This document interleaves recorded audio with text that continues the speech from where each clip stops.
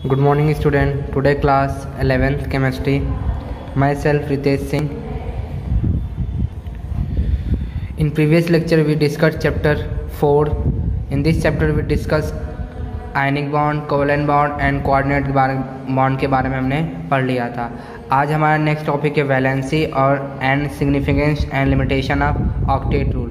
Valency क्या होती है? मैं क्लास 9, 10th आप सब में पढ़ा होगा कि वैलेंसी क्या होती है। वैलेंसी क्या होती है? Combining capacity of the atom. किसी भी एटम की एक कंबाइनिंग कैपेसिटी होती है, किसी अदर एटम के साथ कितना कंबाइन कर सकता है, वही उसकी क्या होती है? वैलेंसी। और एक आपने पढ़ा होगा वैलेंस इलेक्ट्रॉन। वैलेंस इलेक्ट्रॉन क्या होता था? जो आउटर मोस्ट सेल में जो इलेक्ट्रॉन पाए जाते थे उसे हम क्या कहते थे? वैलेंस इलेक्ट्रॉन कहते थे। तब यहाँ पे वैलेंसी क्या है? Valency of element is equal to the sum of the number of covalent and ionic bond form by one atom of that element. Valency क्या होती है कि वो कितना नंबर ऑफ कोवेलेंट बॉन्ड बनाता है, कितना नंबर ऑफ आयनिक बॉन्ड बनाता है, वही उस एलिमेंट की क्या होगी? वैलेंसी। जैसे कि अगर वो क्या बना रहा है, दो, जैसे H2O बना, वो H2 मतलब वो ऑक्सीजन बना, ऑक्सीजन कितने एटम्स के साथ कंबाइन किया? 2 हाइड्रोजन से, तो उसकी वैलेंसी कितनी हो गई? 2। ऐसे ही और भी CH4 मतलब कार्बन कितने हाइड्रोजन के साथ कंबाइन किया? 4, तो इसकी वैलेंसी क्या हो गई? 4।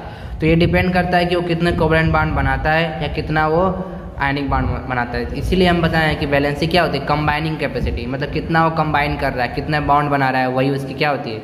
Valency.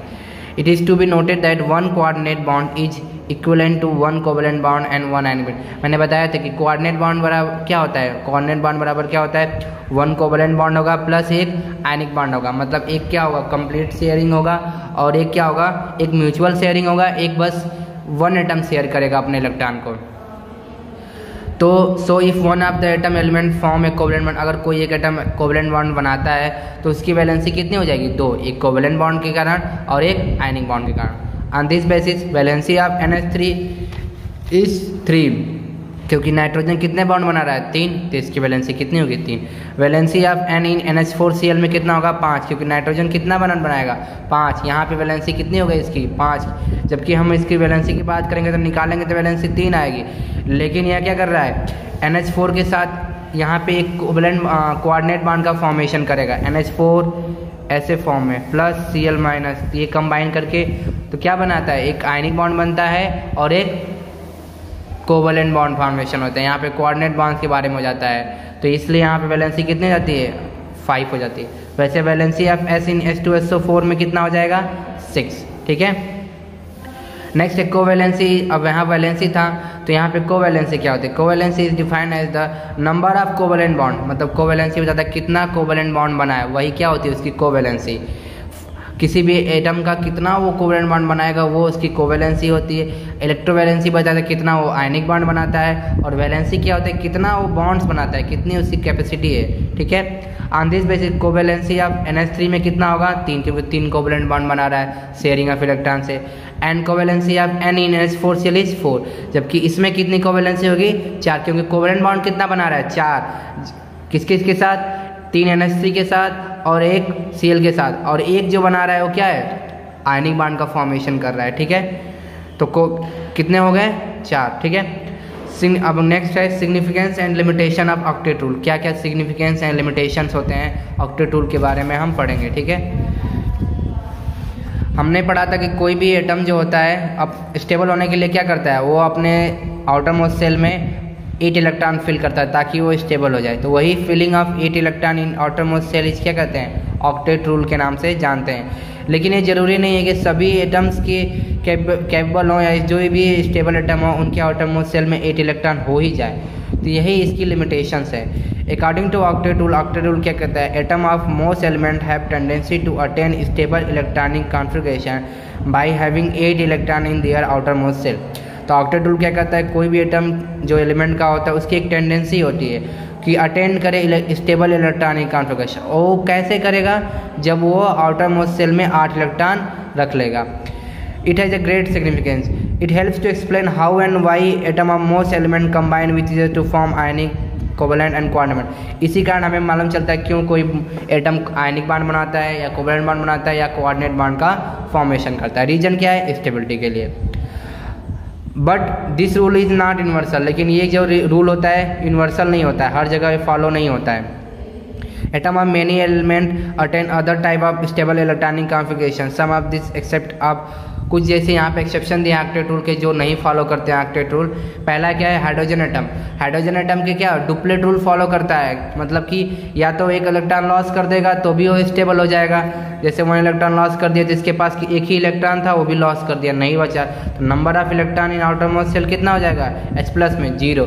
But which is not according of octet, लेकिन जो ऑक्टेट रूल के अकॉर्डिंग नहीं है, फिर भी ये क्या है, स्टेबल है, क्योंकि इसके पास इलेक्ट्रॉन ही नहीं है।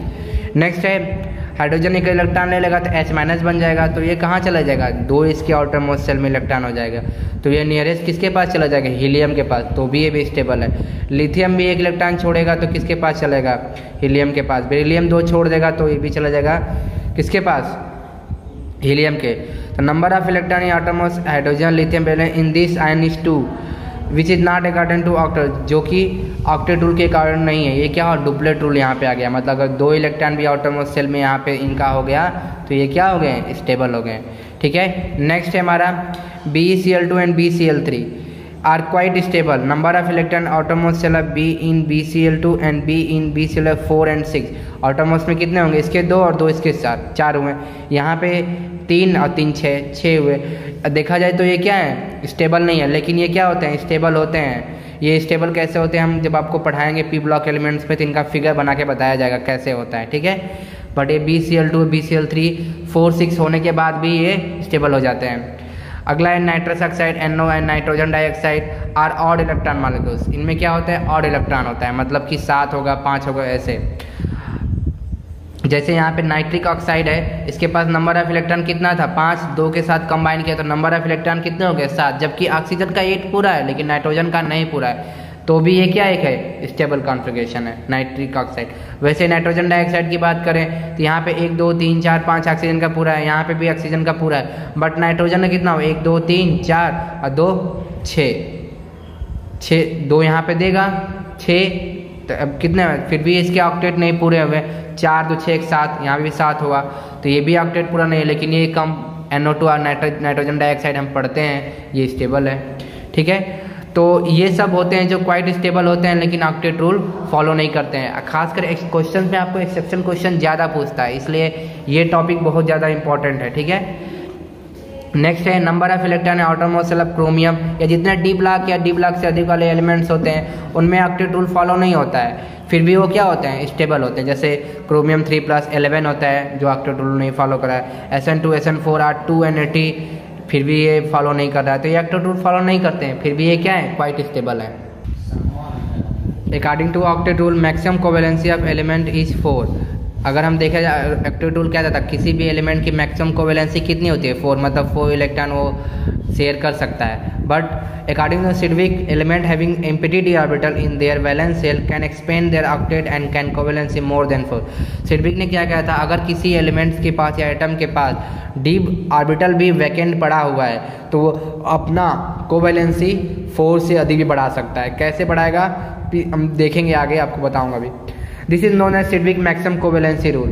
Atom of such element can have more than 8 electrons in their outermost shell after bond formation. And this structure PCl5 SF6 and H2S6 as follow.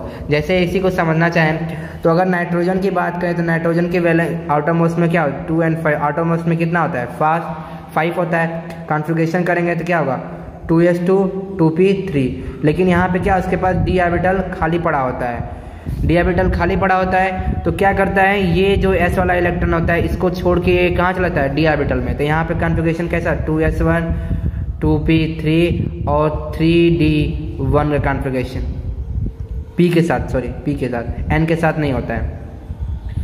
तो यहाँ पे क्या हो, लास्ट में 5 होता है आउटरमोस्ट शेल में, यहाँ पे क्या होगा 10 और 5, तो ऐसे हो जाता है 2 3 1 2p3 और 3d। क्योंकि अगर बात करेंगे यहाँ पे कि तीसरे पीरियड में चल जाता है तो इसके पास सब सेल क्या होती है, s हो जाती है, p हो जाती है, d वैकेंट पड़ा होता है, तो इस तरह 5 इसकी कोवेलेंसी हो जाती है, तो ये 5 बॉन्ड फॉर्मेशन कर लेता है। वैसे सल्फर के पास भी क्या हो जाती है, 5, इसके भी 2 इलेक्ट्रॉन इधर चले जाते हैं डी ऑर्बिटल, तो 6 फॉर्मेशन कर लेता है। तो इसीलिए जो स्ट्रक्चर ऑफ H2SO और H2SO4 गिवन जो होते हैं ये क्या, इनकी कोवेलेंसी अपने आप बढ़ जाती है। कब? जब इनके पास आउटरमोस्ट सेल इलेक्ट्रॉन पर आउटरमोस्ट सेल के अलावा जो डी ऑर्बिटल भी पड़े हों। तो ऐसा ज़रूरी नहीं है कि हर जगह ऑक्टेट रूल फॉलो ही हो, बट मैक्सिमम केस में ऑक्टेट रूल लेके ही हम चलते हैं। ठीक है, तो ये कुछ लिमिटेशन और सिग्निफिकेंस थे ऑक्टेट रूल के। ठीक है, नेक्स्ट हमारा टॉपिक रहेगा बॉन्ड स्ट्रक्चर के बारे में। तो आज के लिए इतना ही। Okay, thank you, have a nice day.